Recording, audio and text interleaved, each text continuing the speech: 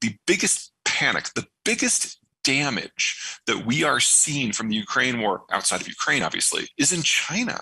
Because in 1 month, the Russians have pulled back the blinders on what has been a 50-year strategic program.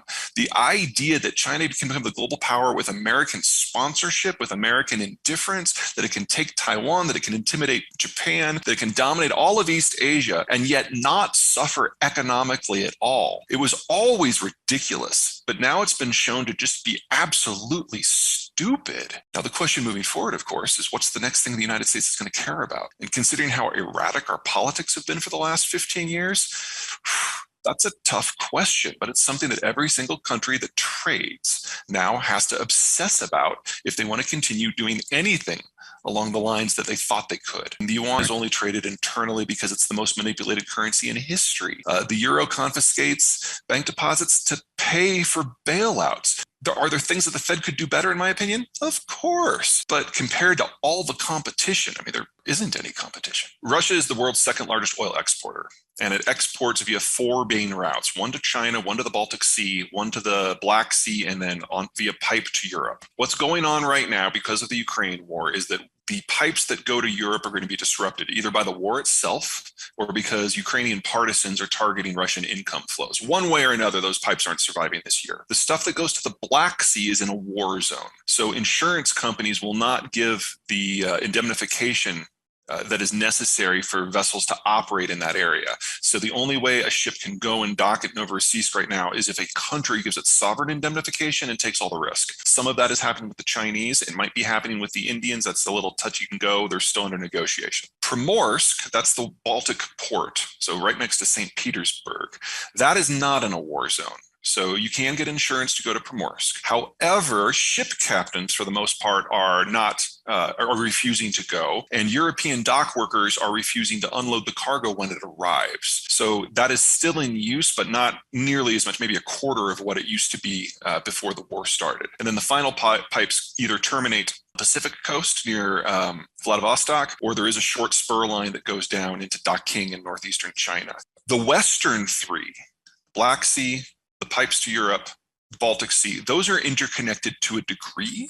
So if there's a problem at one port or on one pipe, they can redirect some, less than a third, but some of the crude to other places. It is completely disconnected from the eastern pipes that go to China and Japan. So if all the stuff in the west is shut down, which is what I think is going to happen, none of it can go east.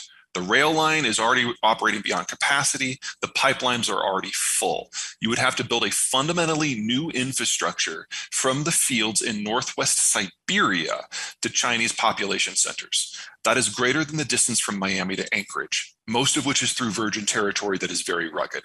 That's a 10-year program, minimum, even with the Chinese building it. So one way or another, we are looking at those western flows, which add up to 4 to 5 million barrels a day, going offline.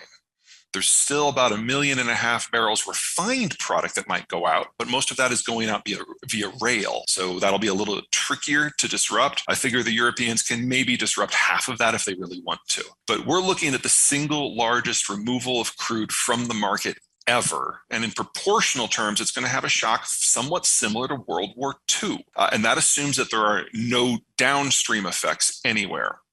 Because we have insurance companies not doing it, shipping companies not doing it, dock workers not doing it, and now Halliburton, Baker Hughes, and Schlumberger have pulled out, and they do the technical work that makes a lot of this possible. All the super majors are gone.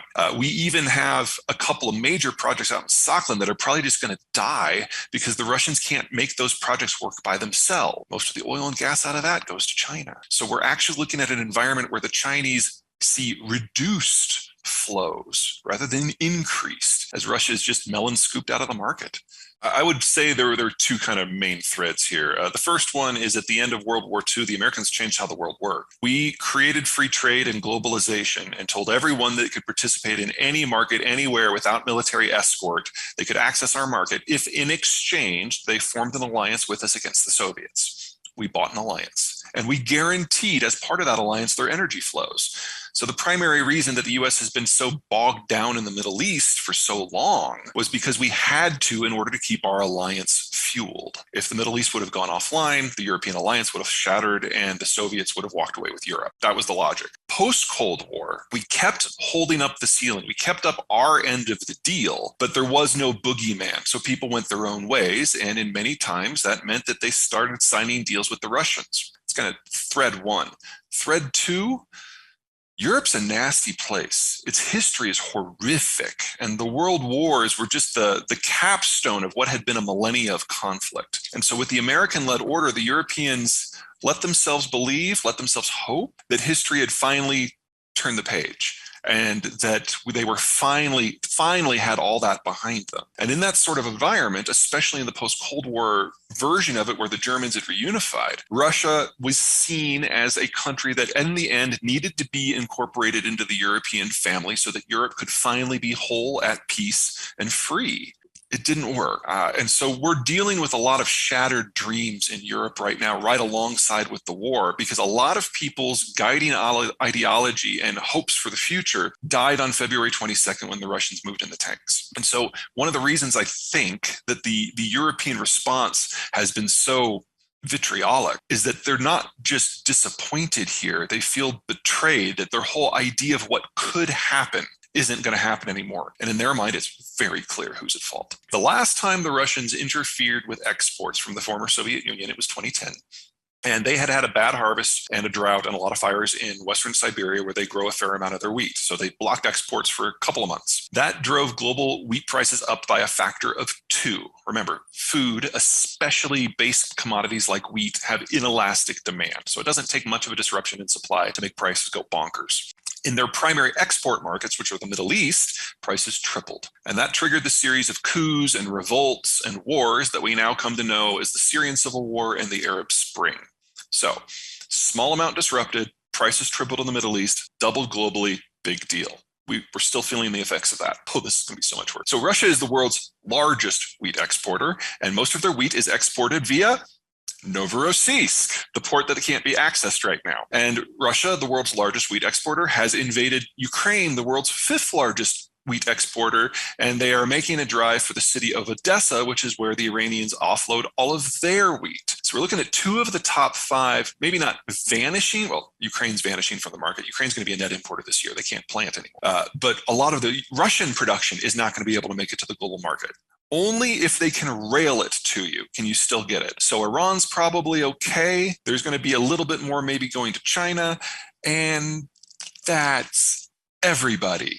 Everyone else who relied upon Russian wheat, you're just out of luck. And if you relied on Ukrainian wheat, it's just gone and it's not coming back this decade. That's all piece one. That's just piece one. We had a phosphate and a nitrogen fertilizer shortage globally when this all started. You need natural gas to make nitrogen.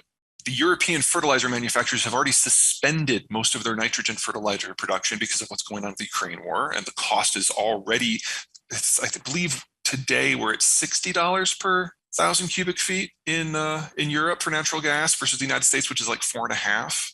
So, there's no way you can be viable making nitrogen at that prices, and that's without sanctions.